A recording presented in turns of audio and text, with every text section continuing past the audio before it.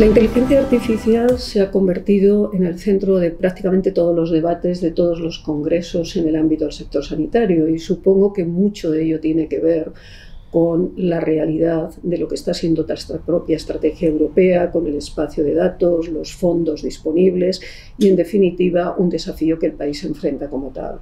En el ámbito sanitario, el hablar de los datos es un punto crítico no solamente por las nuevas tecnologías, sino porque la propia práctica asistencial se basa y se centra en la calidad de los datos y en las tomas de decisiones basadas en los datos.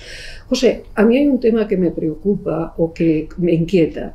La inteligencia artificial arranca precisamente del dato. Eso es. Y me gustaría que me dieses tu opinión sobre qué ocurre con los datos, qué ocurre con la información clínica, qué ocurre con la documentación clínica, en qué situación estamos. Es una muy buena pregunta y te diría lo siguiente. Los datos tenemos que mirarlos bajo el prisma de región, no de hospital, no de centro de salud, sino de región, de país y, si me apuráis, de una visión europea. Los datos tenemos que tenerlos una visión completa, multi-región.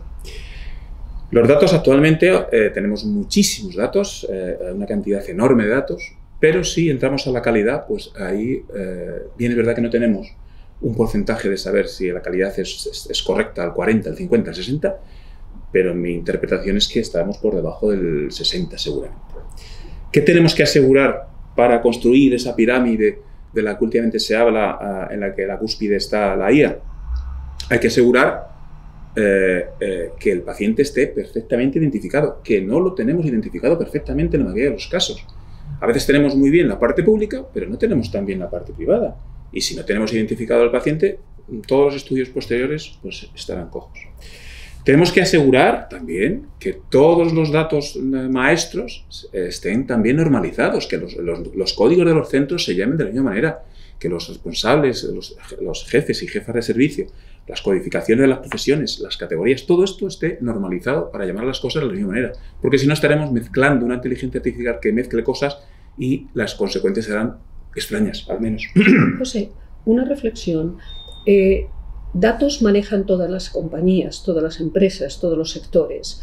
La pregunta aquí sería, hay un cuerpo de conocimiento muy potente sobre lo que es la gestión y el gobierno de los datos. No es algo nuevo, no es algo que venga ligado, que ha aparecido de repente. Por tanto, ¿qué desafíos enfrentamos para, como sector, abordar la calidad de los datos como se está haciendo desde hace años en otros entornos donde el dato es un factor crítico? Totalmente de acuerdo. Primero, tenemos que poner encima de la mesa a todas las profesiones sanitarias, a todas las sociedades científicas que tengan algo que ver con los datos y ponernos de acuerdo en lo básico, lo que decía, la identificación, las tablas maestras. ¿Qué es lo que vamos a intercambiar o podemos intercambiar? Los documentos clínicos, cada comunidad autónoma, cada hospital, a los documentos los llaman de manera diferente. El contenido de cada documento es totalmente diferente, no está normalizado.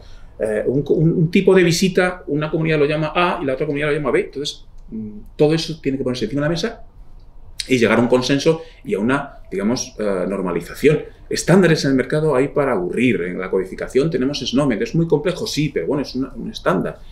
Y tenemos que utilizar algún tipo de marco conceptual, bien sea FHIR, bien sean otro tipo de estándares que nos permitan poder luego, digamos, sacar conclusiones buenas sobre los datos. Porque si no, estamos cometiendo el error de escalar el Everest, pero no tenemos, digamos, la base perfectamente adecuada. Una última reflexión.